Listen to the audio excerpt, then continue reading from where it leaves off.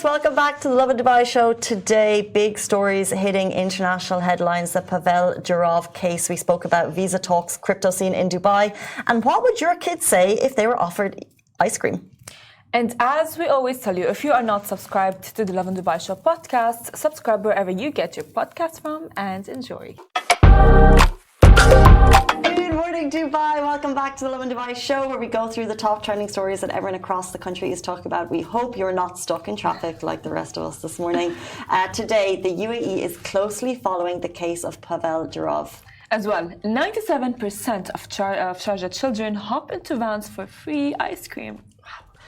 Lovin Dubai partners with Live, Love, Laugh Shaan, a concert featuring the Bollywood icon. Shaan is coming soon. As well, a tweet asked, what would you do if you woke up in Dubai? Later on in the show, it's all things visa talks, entrepreneurial success, and the evolution of crypto in Dubai. We can't wait to get the insights on that. That will be at about 8:50.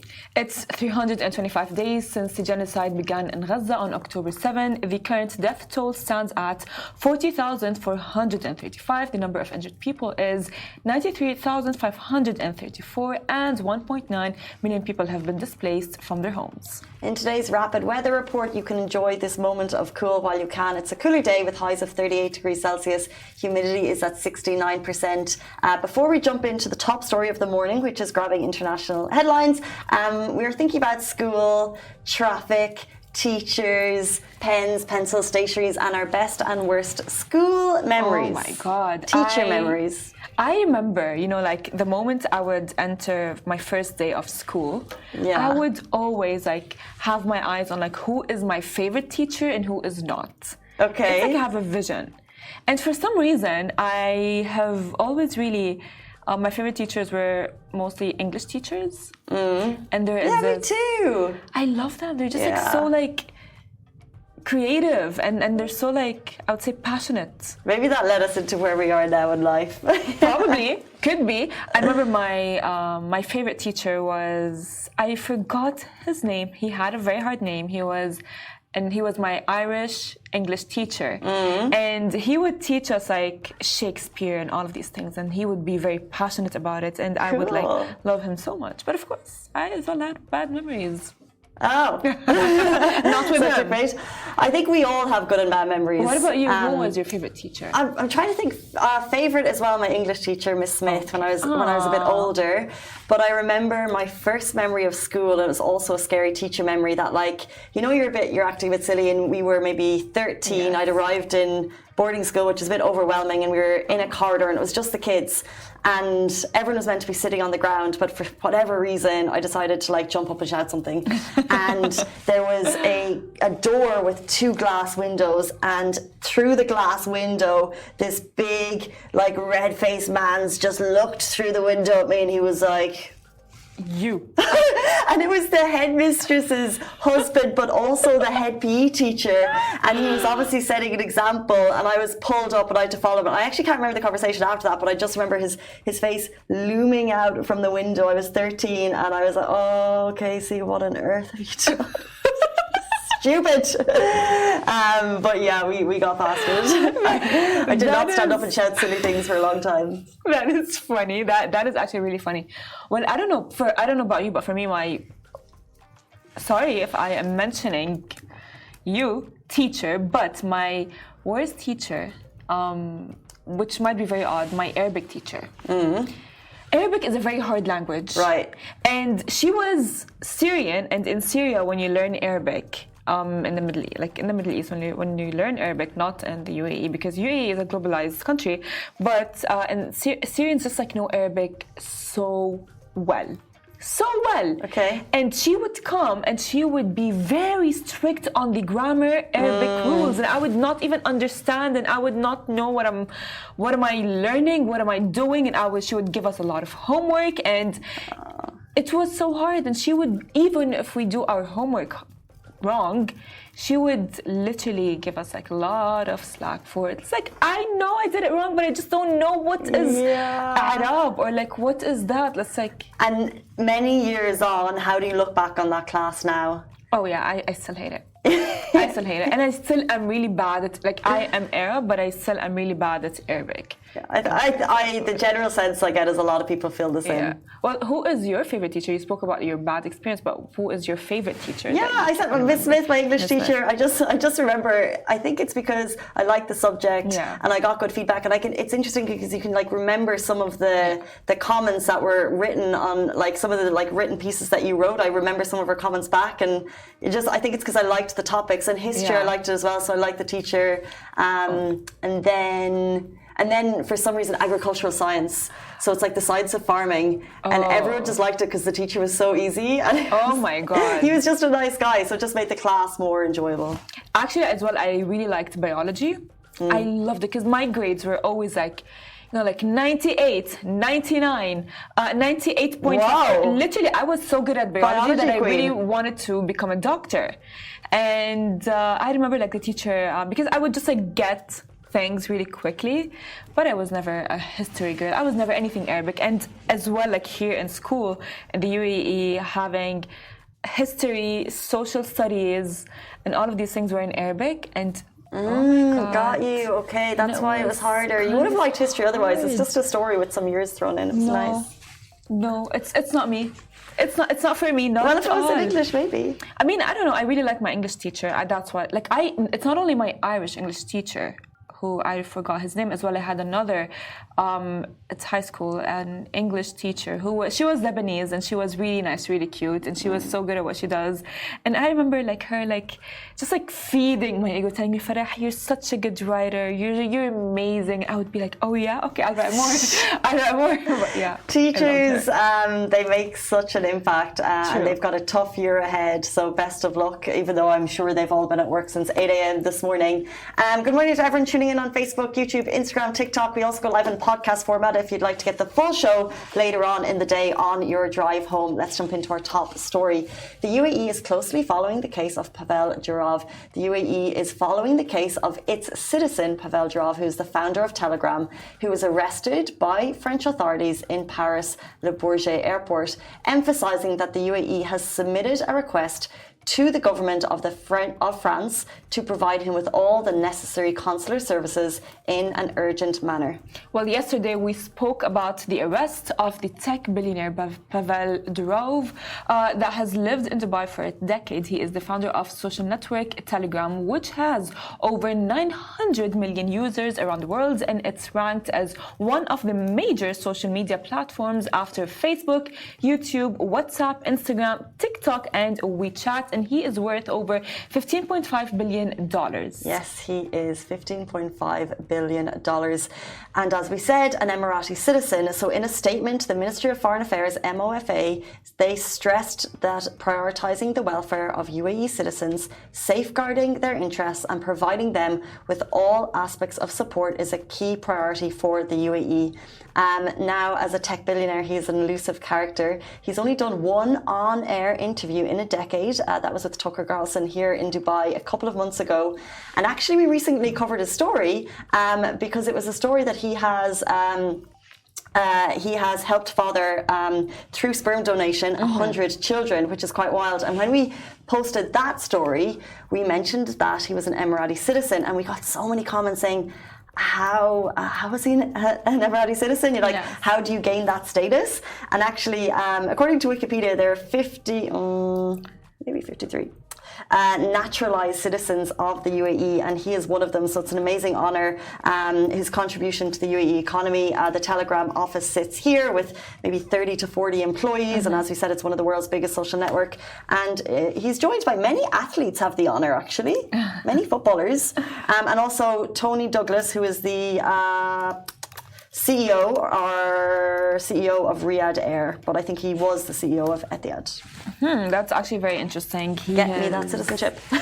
Oh yeah, I mean, by the way, getting a citizenship in the UAE is everyone's dream, and I all the time say it. You know, like I used to say ever since like I was like younger, like, oh, I would want to be a UAE citizen and not a Syrian citizen for some reason. I don't know. And my parents would get very angry, like, Farah, why would you throw away your home country, your origins away like that? I'd be like, because I want it and I'm born here. But yeah. Well, interesting, because in this case, we can see that the UAE is thoroughly protecting its own, and we hope to have a positive update on that story with the release of Pavel Durov. And if you follow Elon Musk, he's trying to get free Pavel trending, so you can get more of the story there. Let's jump into our next story. So, of course, we all love ice cream. And in light of that, 97% of Sharjah children hop into vans for free ice cream. Stranger danger. It's one of the first lessons children learn. But what happens when they grow up in a safe environment like the UAE? Now, the Child Safety Department in Sharjah recently conducted a social experiment to test children's awareness of potentially dangerous situations. Now, with the permission of their guardians, of course, an ice cream van was set up offering free ice cream to children who stepped inside. Now, the ice cream man invited the children to come and take their free cones or ice cream lollies, sometimes even escorting these children into the van. And the results of this study are shocking, because 97% of the children in this study were willingly got into that van. Well, 1 out of 37 children passed the test, telling the ice cream man he wouldn't feel comfortable stepping into the van. I would want to say something is that, of course, like as a child, the first thing that I remember my parents vividly telling me, we were at Global Village and they were like, Farah, whoever comes to you, you don't go to them. And it's like, if they give you like a bonbon or if they give you ice cream or anything, you don't go. And the social experiment, I think it's very necessary because, as they said, we live in UAE, and as kids, when you grow up in the UAE, you are growing up with like the thought of the UAE is a very safe country is embedded in their brains.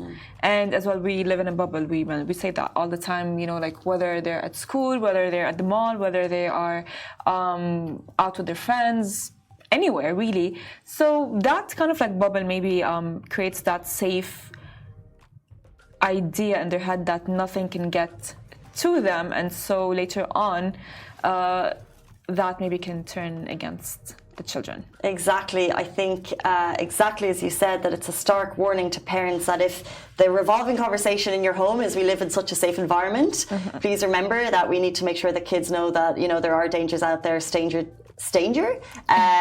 Stranger danger is real, and this study should, I think, shock you into a conversation of that. Let's jump into our next story.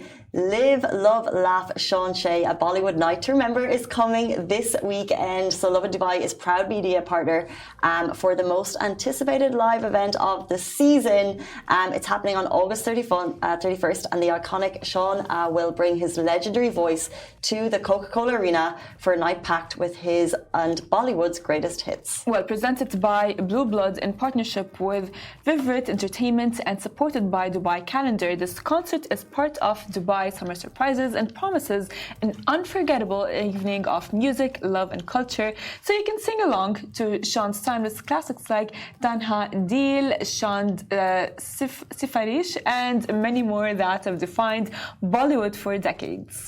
So we have just days to go and tickets are flying off the shelves. If you're interested, bronze tickets are already sold out, so do not miss your chance to be part of this incredible event. Get your tickets now. You don't want to miss out. Coca-ColaArena.com or on Platinum List, and take advantage of there's a 20% early bird. Actually that's actually gone, so you've missed that. So just go and get your tickets before they're sold out. This is not a night you want to miss. 100%. Well, of course, as Casey had mentioned, you guys, if you have maybe not gotten the tickets, you guys can just don't miss out on it. But let's talk about the Lovin Dubai newsletter, because it has gotten a major refresh. If you shun social media but would still like your daily dose of news refreshed to your inbox every day, you can subscribe now to the Lovin Dubai newsletter. And you'll find the sign up link at our Instagram link in bio. It's super simple. Also, if you click on an article in Lovin Dubai, you'll get a little pop-up. Like we said before, it's a nice read. It comes in every day, same time, 5 p.m. So if you're nearly finished work and you want a bit of procrastination, it's the perfect time for it. Let's jump into our next story. A tweet asked what you would do if you woke up in Dubai, and the answers did not disappoint. So, of course, the top of the list for people who around the world, they said they would visit the Burj Khalifa, and then the rest of the thread is really solid inspiration for the next time you have a visitor. Well, visit the Burj Khalifa, followed by skydiving, shopping, a night boat at the harbour. And someone actually mentioned the meat company, which I love. Oh my God. It's a good spot. Have you been? Of course I have. Yeah, I love great. it. It's really good. It's really good. It's one of those OG restaurants that's been on for so long, and you go and they've maintained the quality. And I think because of the location, because there's one in down the Souk Al Bahr, and there's also one in Souk Madinat. Okay. So they're both outside, and they both have lovely views, and the food quality is always maintained. So I think, I get why that made the list. I mean, honestly, the best thing about like restaurants in Dubai is that some of them really, when they first open, there's this big hype, and then when they get this like big hype and this kind of like fame and name, and it's like it kind of like drops down. So like, regarding like the meat and co, it's like it has stayed the same throughout. You know, like the consistency is still there. However, what would you do if, let's say, like you don't know about Dubai and you're just like coming here for like a quick, I don't know, not a quick, or like a vacation? What would you do? Yeah, there's so many things, and I just think when I saw this tweet, it reminds me, and I know I say this so often, that like we're so blessed. So I went for a run in our new neighborhood this Saturday morning, and it's production city. I couldn't see the Burj. I couldn't see anything. Yeah. But it was sunny, and it was a Saturday morning, and there's a lake nearby, and I was like, we're so lucky to live here. Yeah. Even just like you don't have to be at the top of the Burj Khalifa. There's like this tweet shows that people around the world want to come here. The traffic on the roads show that it's a vibrant city. Always people are looking for jobs, so it doesn't matter if you're at the top of the Burj Khalifa or you're literally just walking down a street in Dubai. If you have a job here, you're blessed to be here, and that's what the tweet reminded me of, that like we can sometimes take our blessings for granted, but just to be working here with a safe environment makes us really lucky. Well, I have a question for you. Describe to me the perfect day, starting from like the moment you wake up to the moment you sleep in Dubai. The perfect day. I want to know. I want to imagine. I want to actually imagine. My perfect day or perfect day if I have a visitor? Really? Oh. No, that's as in like, I don't know if people would want my specific perfect day. Oh, okay. But like, I like to wake up early, like to exercise. Okay. I'd like to go for a hike in Jebel Jais. I would like for my car not to be taken away in the floods. And then I would like great food in kind of like a homegrown restaurant. You know, so like there's an amazing ceviche place in JLT I want to go to. There's amazing, what's that great place for ramen in... Where? It's in... My memory for names is so bad. Great ramen spot. And a lady started it during COVID in her home, started doing supper clubs, and it got so popular that she set it up. Is anyone watching on the live right now? Does anyone know? So it's Barsha Heights, next to the Jumeirah Hotel there. What's it called? Okay, anyway, a nice restaurant in a homegrown eatery here. There's so much great food here that doesn't need to be overpriced. And then in bed at a reasonable hour.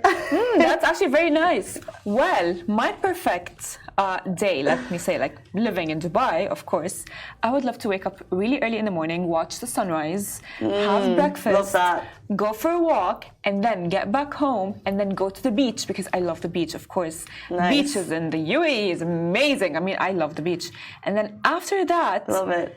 Get back home again, shower, get ready, I don't know, go out with my friends, have like a nice, I don't know, dinner? That's the best thing about Dubai. You can do both, Literally. right? You can have the sunrise, you can go to the beach, and then you can have your glam night out. The best of both worlds, you guys. And If anyone knows that great ramen restaurant in JLT, please send it my way. I'll remember straight after the show. So it's 8:50. This means it is time for Visa Talks. We're talking entrepreneurial success, why Dubai is the best place to be right now, and the evolution of crypto in Dubai. If you'd like insights on those, please stay tuned. We'll have two guests right here from Decisive Zone after this very short break. Hey guys, welcome back to the Lovin Dubai show. Today we are joined once again by Mr. Golden Visa, returning to share his secrets on entrepreneurial success. Also, we're joined by Andres Meneses, a key player in the crypto space in Dubai. Welcome to the show, both. Let's get started. Thank you so much for being here. Thank you for having us. Thank you so much. First of all, I think we need to learn a little bit about both of you, if possible. We can go back and share, how have you gotten to this point in your business journey? Well, let me introduce, I've been here, I think, probably 6 months now. I'm Duty Paro, Mr. Golden Visa, titled by Urban Business, and the CEO of Decisive Zone, helping entrepreneurs to start their business journey, also offering them Golden Visa, depending on their eligibility. This is Andres, one of our clients, and become a very good friend, also called Crypto OG. I'll let Andres introduce himself. So yeah, my name is Andres Meneses. I'm from Colombia. I got my Golden Visa a couple of years ago. So that actually opened so many doors for me. And then I've been to blockchain and crypto space for the last 8 years. I'm computer engineering by default. I started computer engineering. And then I was living in the UK, then relocated here, created a podcast called Crypto OGs that became #1 in the biggest exchange in the world, Binance. And then I created my company called OG Media Group. And our good friend from Decisive, so they've been helping me with bookkeeping, tax, all to keep everything tidy. Right, okay. We've discussed crypto on the show before, but we've never had an industry expert. Okay. So now, if you could just share a project which you feel has made a big impact in the crypto space for you, or what has been the most rewarding moment for you so far in your journey? I think so the more rewarding part is understanding how blockchain and Bitcoin works. So I, as a computer engineer, the first approach that I got is understanding the philosophy behind Bitcoin. So it's peer-to-peer transactions.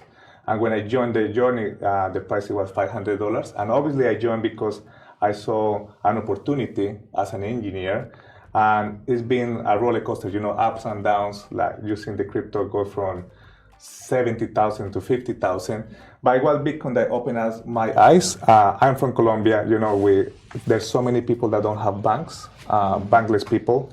And then that's why I decided to join crypto, because I saw so many cases of studies how crypto helped other people. I used to send money to my mom from the UK to Colombia, and I used to make only $500 a month. And I was spending like $50, $100 just sending money, and 20% it was taken by the companies.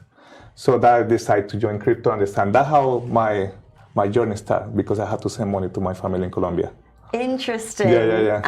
And we know that you're working with Decisive Zone, who's helping you on that journey. Yes. A question for you, Duty. Dubai is known for its entrepreneurial spirit. So what excites you most about helping any type of business set up for you personally? Well, every business journey has its own story. Every journey has its own story. And this is so interesting because, like his experience, sending money from UK to Colombia, that made him think that, okay, he's found a problem and he thought how to resolve it, and he thought crypto is an answer to that. Similar to this, I deal with probably hundreds of stories every month where it is so interesting to listen to them, understand how Decisive can add value in their business to help those business skyrocket. Because we have got everything in our office, it's a one-stop shop. And when we hear problem, we just think, how can we solve this problem right then and there? But let's speak about the specific problems that you might see. Like, what are the challenges that entrepreneurs are facing setting up in Dubai, and how can you help them? Well, the biggest challenge, I would say, other than the nationality and the restricted item, I'll stick to related to the crypto and the blockchain industry.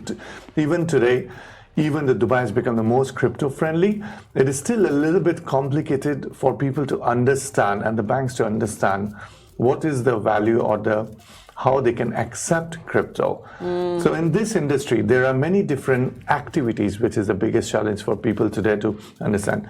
So you may have just a trading portfolio in crypto. But how do you put that in the correct activity in your company is a big challenge. Then you need a certain approval where we come and help. But to understand the business and to draw that on pen and paper is the most difficult part. Interesting. We know Dubai is increasingly becoming known as a crypto-friendly space. Yeah. Yes. But Andres, with your insight into the crypto world, how does setting up a business in Dubai help people elevate their success to the next level? Why is Dubai the place to be for crypto? It helps 200%. I would tell you by my personal experience. I was living in Europe, and as I said, there's too many restrictions. Obviously, you have to be compliant with regulations and everything. But since I started to come to Dubai, they will open up for me. I got more networking, more opportunities. You can buy anything in Dubai with crypto. You can buy cars, pay for rent. You cannot do that anywhere else. And you can set up companies, and I have so many friends from Europe and other countries that create content, or they have companies, and they all move here. More than 60% of the employees of the biggest exchange of the world, they work here. So they go here, they get the visas here, they work for the exchanges because they get paid in crypto, they get paid through the bank, but it's compliance. So that's why I love Dubai, because since I moved here, it opened up, and you don't feel guilty talking about crypto or blockchain. You feel actually rewarded. That the more that you talk to people, the network.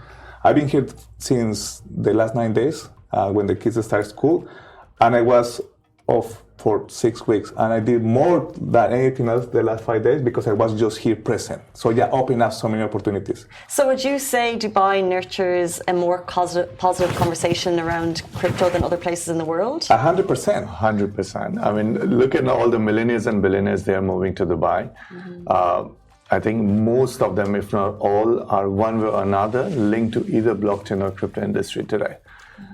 Dealing with business setup industry as well, even though it is a little bit in a gray area still, but crypto is widely accepted whether you're buying property, cars, setting up companies, or you're paying your suppliers. But this is changing, and I think every day we're hearing, they're accepting crypto for this, they're accepting crypto for this. You can get your salary in crypto now. This has recently been announced. We are still waiting for more news how WPS, which is the wage protection system of UAE, is legalizing paying salary in crypto. I'm still waiting for more news. Then only probably next session I can give you complete details about it. One more thing that I forgot to mention. Something that's special about Dubai is because it's so safe. So most of the people that are in the crypto accumulate a massive wealth within the last 4 or 5 years, and they don't feel safe in other countries. People get targeted, or content creators or owners of companies. But you are here, you can tell everybody that you're in Dubai, that you're having dinner somewhere because you feel safe. Right. That doesn't happen in other countries. You have to hide. Okay, this is why the crypto bros are descending on the city. Oh yes, definitely it is. So we touched briefly there on a trend in crypto, but could you both maybe share more insights into crypto trends in 2024, and also what role Dubai might play in these changes? Well, you want me to start? Yeah, go ahead. So look, there's something that the trend this year has been, I'm not going to sound a little bit funny, but meme tokens, Really? 5 years ago, Dogecoin, Elon Musk started to push it, but there is a network called Solana. They start to do a lot of meme tokens. You have to do your own research, no financial advice. It's highly risk. Meme tokens is highly risk. You can make a lot of money or lose everything. I've seen it both sides. And then another side is real world assets. So real world assets also very trendy. You can tokenize property. You can tokenize anything in the world, stock, bonds. So that's trendy a lot. Obviously, it takes a little bit more to understand how it works. If you say real world asset, what is that? Then you have to understand the technology. But all the focus is on that. And of course, there's been a couple of projects this year. You have to focus on layer ones. Layer ones is like everything behind blockchain. For example, you have layer one Solana, Ethereum, Tron. Ton is the one that was founded by the Telegram owner. Maybe you could talk about that later. It's correlated. So I can talk about this every day, but I don't want the people think this is too much gibberish. Well, I think that's really interesting. And in terms of those trends, Judy, what role do you think Dubai is playing in facilitating these, or which ones do you think are more accessible for Dubai residents? Well, at the moment, Tether is the most used currency, or the USDT is most accepted all across Dubai. Now, one thing I must mention that Dubai government and also Abu Dhabi government, I must say, ADGM, they are working, probably the hardest today to see how they can regulate crypto. There's an exchange already been built, M2 exchange, which is probably gonna, I'm hoping it is gonna take over NASDAQ and London Stock Exchange one day, because this is the first exchange which is widely accepting crypto and talking about legalizing, regulating Bitcoin and Ethereum. So we are really excited to what's coming up with crypto in Middle East. That's one of the reasons we are seeing entrepreneurs like Andres and many of his friends I met in last 1 week. They are all moving to Dubai. So it's no more surprise. And for sure, for more crypto license related details, I'm here. My team is here to help. And for crypto-related secret tokens, talk to this guy. Well, let's speak a bit on how Decisive Zone is here to help in terms of contributing to the broader business community in Dubai. Are there success stories? Are there other success stories that stand out to you that I think the audience could benefit from? Yes. Recently, I personally was involved in a couple of licenses that we did. And they were done by a couple of Emirati people. Now, every crypto license does need a VARA approval. So it's a Virtual Asset Regulatory Authority. We need an approval. To get the VARA approval, you really need to write a story, exactly what you're doing with blockchain or with crypto, and you need to justify how all your compliance are in place so that the VARA can give you an approval for you to run that crypto. And we managed to get 2 of them. It took us 3 months of hard work. Wow. And we put everything together. We got a couple of lawyers involved to go through every detail of how the business is going to run. And finally, those licenses were issued. So that's why we are very proud to say that we have managed to execute proper crypto license for our clients. That's amazing. And I'm sure people in the space will be very keen to know more. One thing I wanted to mention is that when you guys walked into the studio, you mentioned that I'm on your YouTube channel. Yeah, so I'm recording you with my glasses. Which scares me a little bit, but you have a huge following on social media. Tell us a little bit about your approach to content. Okay, I think so for me, education is the key in crypto. Like 2-3 years ago, you were seeing content creators in crypto just showing big life, buying Lambos, traveling the world. And then after the collapse of Luna 2 years ago, everybody just want to concentrate on education. So I started 2 years ago my podcast called Crypto OGs. As I said, become #1 on Binance Live. I had done 127 episodes. And then I provide insight behind the story of the people, CEOs, CMOs, founders, because at the end of the day, blockchain is run by people. Obviously, you have to have the technology, but it's people behind that. So that's my approach right now, education, a little bit of lifestyle, doesn't hurt. But if somebody's new into crypto and want to create content, they need to understand a lot how it works, I've been in crypto nearly 10 years now. I have made money, lost money, and I was shy at the beginning. I didn't want what to say.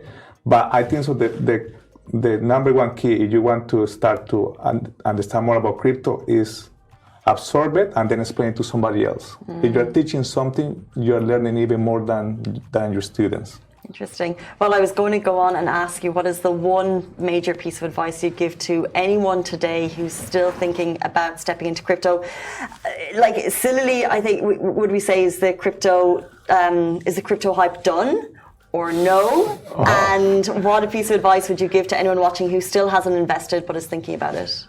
Well, I'll start. In my experience,